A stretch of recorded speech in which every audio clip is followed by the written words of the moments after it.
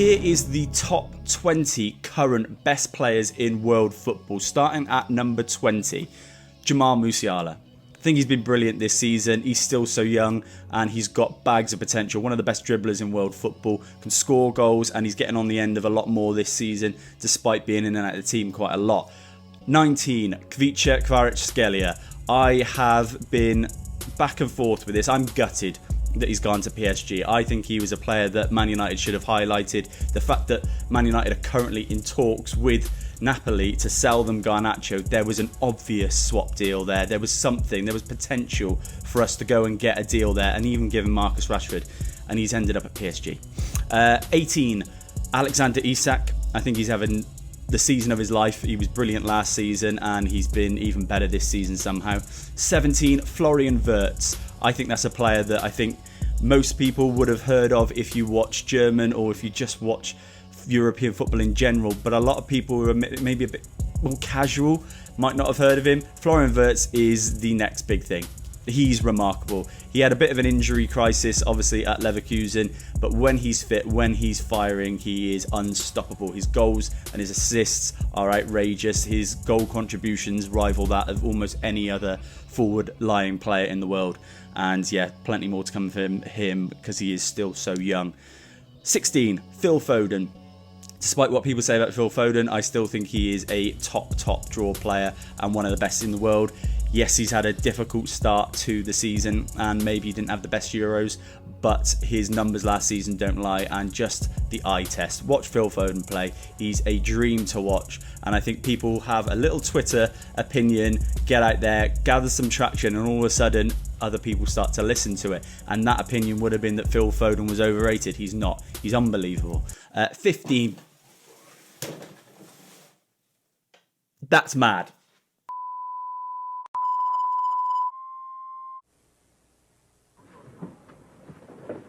Everything is under control here. 15, Pedri. I spoke about Pedri last week. Pedri is on the cusp of being the best midfielder in the world. I think there's no other player who plays like him. Maybe David Silva's of the past, Bernardo Silva's, where they get the ball, one touch, two touch, can turn inside their own footprint and progress play. He's lovely around the box, and yeah, I'm Pedri's biggest fan. I'm seriously obsessed with this guy. He's unbelievable, and I think a lot of people maybe wouldn't have watched loads of him, but in the latter stages of the Champions League, if Barcelona push their way through, I think he'll be at the heart of it, and a lot more people will realise just how good this kid is. At number 14, Virgil van Dijk. He is probably the best centre-half in the world currently. I think if Liverpool go and win the league, he'll be in, obviously, the team of the season. He'll be really high up on the Ballon d'Or list, and Liverpool still have a major opportunity of winning 3 big trophies. So Virgil van Dijk, he's thereabouts. Could he win a Premier League title? Again, could he win another Champions League? And if he does, I think you've got to really start considering Virgil van Dijk as one of the best centre-halves to have ever played the game. 13, Robert Lewandowski. Still at Lewandowski's age, he is still phenomenal, unstoppable. The goals he scored in the Champions League showing that he can do it at the highest level, still scoring for Barcelona in the league, and the top goal scorer in La Liga this season as well. He is defying the odds. Him, Benzema, Ronaldo, you think of these players, these strikers, classic strikers who have always scored goals. Benzema obviously now in Saudi, Ronaldo in Saudi, they've done their bit. Lewandowski still plugging away in Europe's top 5 leagues and in the biggest competition in the world, the Champions League. He's phenomenal. Number 12, Fede Valverde. I think a lot of people who don't watch Spanish football, maybe don't watch Real Madrid very often, might not appreciate just how good this guy is. He's super versatile, brilliant on the ball, lightning fast for a central midfielder as well. He always gives sort of a 7, 8 out of 10 performance for Real Madrid. He's Mr. Consistent, and I think he definitely goes under the radar, particularly in a Real Madrid side that is so full of stars, and it is full of stars. Fede Valverde is unbelievable. 11, Rafinha. This is Rafinha's season of his life. He is absolutely milking it.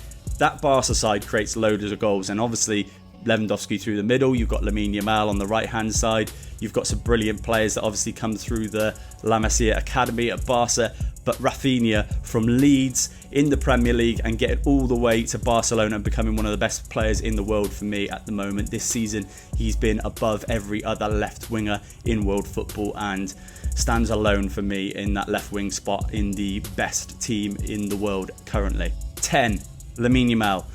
I cannot believe that I would include Lamine Yamal, someone who is 17 years old, in a list of the best current players in the world, but every single time he plays, he is a threat. He's dangerous.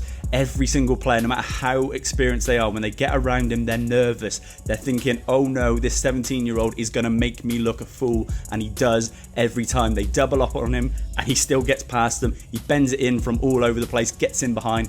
His vision is outrageous. I don't think I've seen a player so young with such an intelligent football brain. He sees passes that I don't even see when I'm watching TV. And that is saying something, because you're watching TV, you can see the full picture.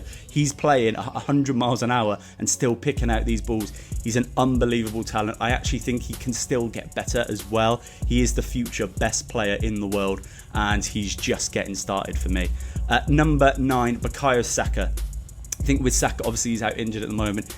His last 3-4 seasons have been brilliant. He's been just below the best right winger in the world, which is someone else at the moment. But I think other than that, he's been absolutely brilliant. A lot of people don't seem to rate him as highly as they should do.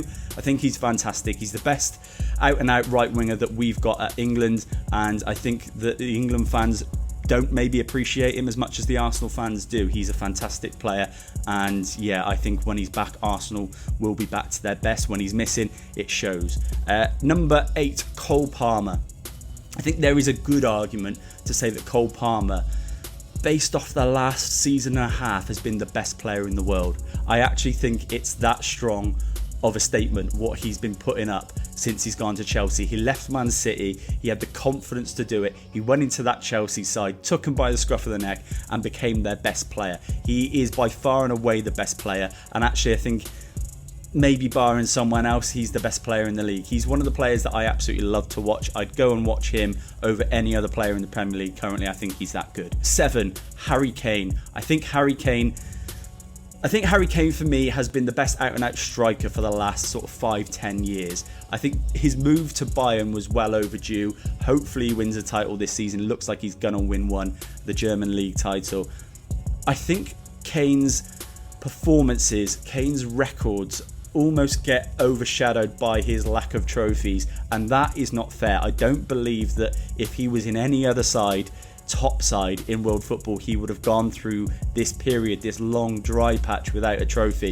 If he was playing for Man City, people would be talking about him like he's the best striker that's ever played in the Premier League. Unfortunately, he's had to go all the way to Germany to Bayern to win a title, and he still didn't do it in his first season because for some reason Leverkusen and Xabi Alonso went unbeaten for a whole season. It's madness. He must be thinking, what is my luck all about? But he'll win a title this season, then maybe people get off his back with trophies, because he is a top player. He can play deep, he can play balls through, he can play over the top, he can get in behind himself, and he gets on the end of everything. He's a finisher.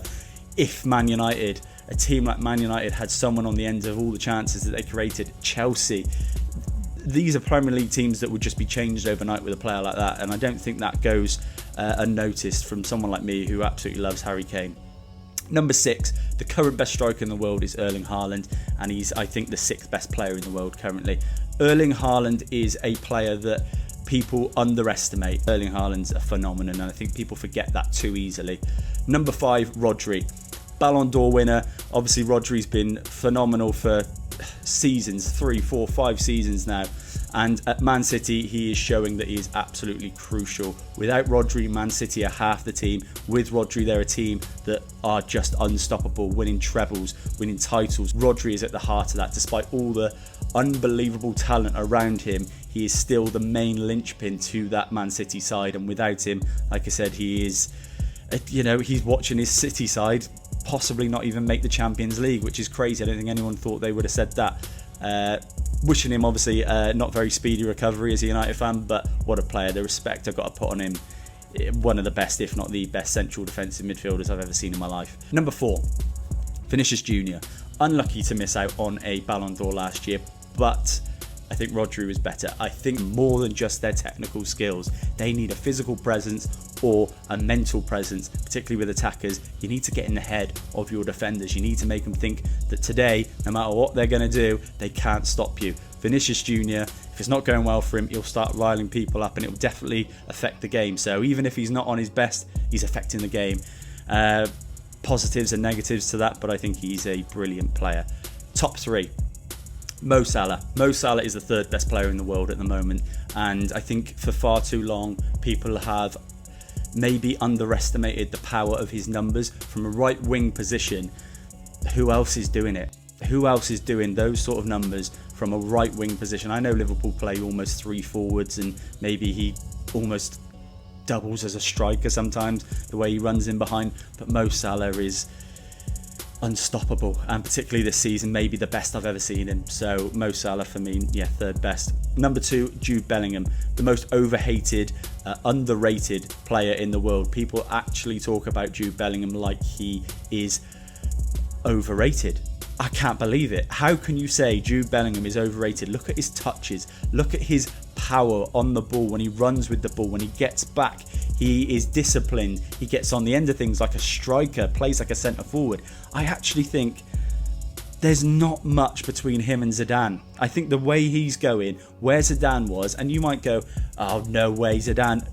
I promise you, Zidane would never get the numbers in terms of attacking output that Jude Bellingham does. I think Zidane's a better player, a more clever player, but Jude Bellingham's still really young, and I think he's got a little bit to go, but I don't think it's too far. I think Jude Bellingham is a phenomenon. I think England have one of the best players in the world, and I think we underappreciate how good he is and how important he is. He comes up in big moments, he scores big goals, he showed that at the Euros, he pulls teams together, his attitude is insane, it's brilliant, it is exactly what you want from a professional footballer. His attitude actually carries him through games. If he's not having the best of games, he's still kind of hungry to do more. He doesn't want to leave anything on the pitch, and I love that about him.